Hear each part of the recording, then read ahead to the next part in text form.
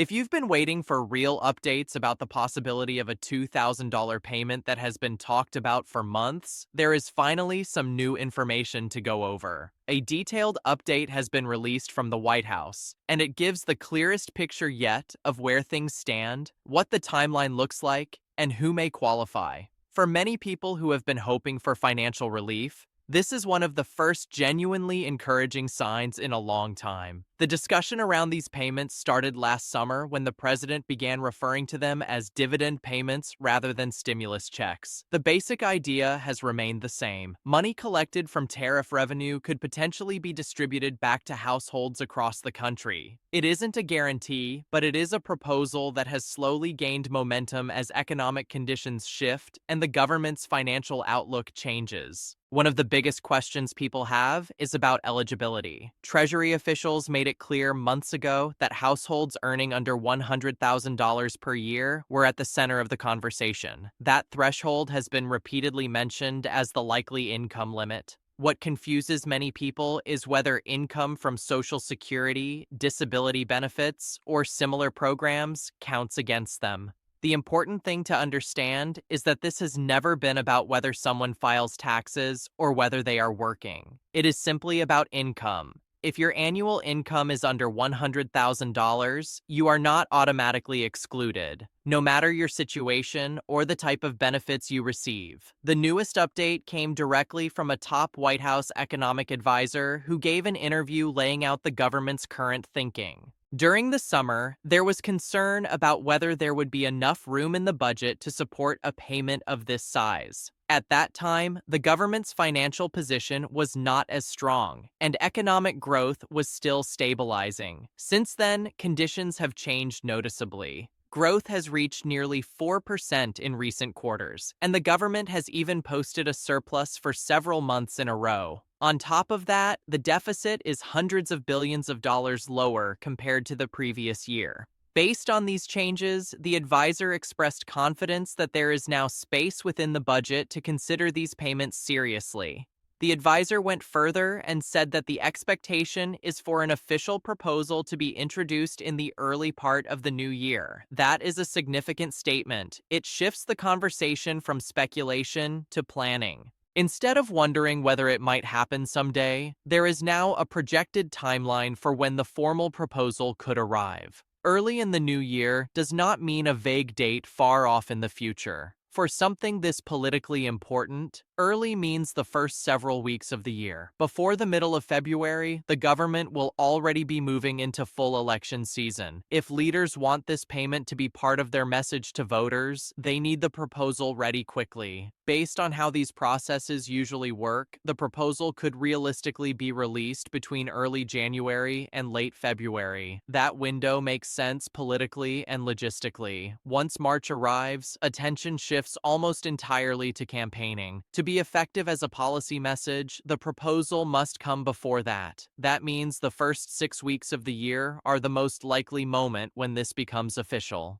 Even if the proposal arrives on time, the payments will not appear right away. Congress still needs to approve the plan, and the payment mechanism must be organized. The government has several tools for passing major legislation, and one of the most important is the reconciliation process. It allows the ruling party to pass major budget-related bills with a simple majority instead of the usual higher vote requirement. This makes it far easier to push through a large financial program without extended negotiations or bipartisan agreements. Congress has indicated that there will be at least 2 more reconciliation opportunities before early 2027. If the payment is included in one of these bills, the chances of it passing increase significantly. If everything moves forward smoothly, the earliest actual payments would probably arrive in the spring or early summer of 2026. That timeline accounts for the proposal, the approval process, and the time needed for the IRS to distribute funds. It may feel like a long wait, but it is realistic considering how federal programs operate. Many people are still unsure about who qualifies, so it is important to restate what is known so far. Households earning under $100,000 per year appear to be the main group targeted. Details such as whether the limit applies to individuals or full households are still unknown, but the threshold has been consistent in every discussion. Recipients of Social Security benefits, including retirement, disability, and SSI, are not automatically excluded. Seniors who do not file tax returns can still qualify as long as their income is within the limit. Veterans receiving benefits can qualify as well. Parents may receive additional amounts for children, although this has not been confirmed. Workers who are unemployed or who have seen their income drop below the limit should also qualify.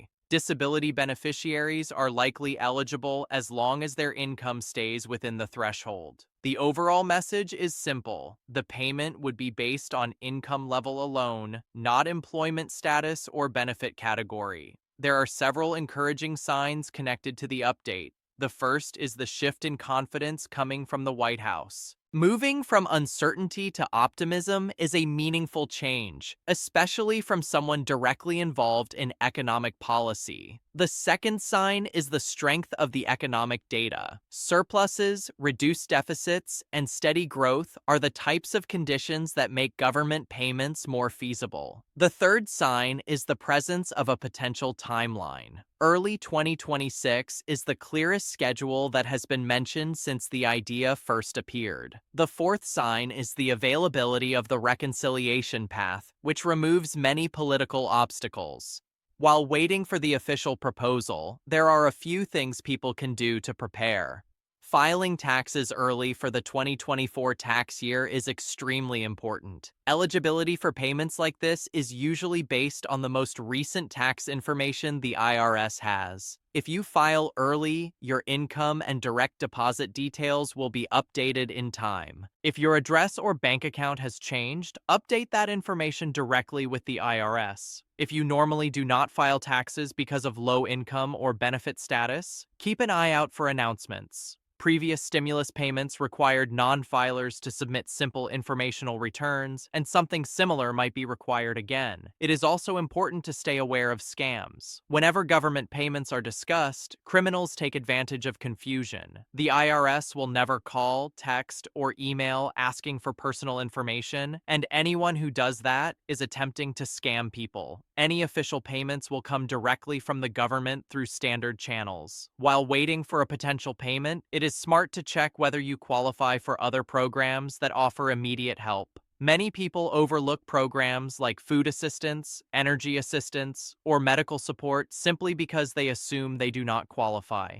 Online tools can help identify available options, and applying for assistance now can help reduce financial stress while waiting for future updates. Different groups of people will feel the effects of these payments in different ways. Parents dealing with high prices for food, childcare, and school expenses could find real relief. Seniors living on fixed incomes have struggled with inflation and rising costs, and a payment like this could make a noticeable difference. Veterans who rely on benefit income could also benefit, especially those who are balancing medical costs or disability expenses. People with disabilities who depend on fixed support would see the payment as a much-needed boost. Workers who are unemployed or underemployed would also benefit, especially if their income has fallen sharply. It is important to be clear, nothing is guaranteed until Congress votes. Proposals can change, be delayed, or even be withdrawn. That is part of the process. But compared to previous months, the information now is far more concrete. There is a clear timeline, clear income expectations, and clear statements of confidence from the people directly involved in shaping economic policy. All of that signals movement in the right direction. No one should rely on a future payment to cover immediate bills, but it is reasonable to stay prepared, stay informed, and watch closely as the early months of the new year approach. The next several weeks are likely to reveal much more, and once the official proposal appears, the entire picture will become clearer. For now, the best approach is to stay steady, take simple steps like filing taxes early, update your information, avoid scams, and use any existing resources that can help. More information is coming soon, and the moment the proposal becomes public, the full details will finally be available.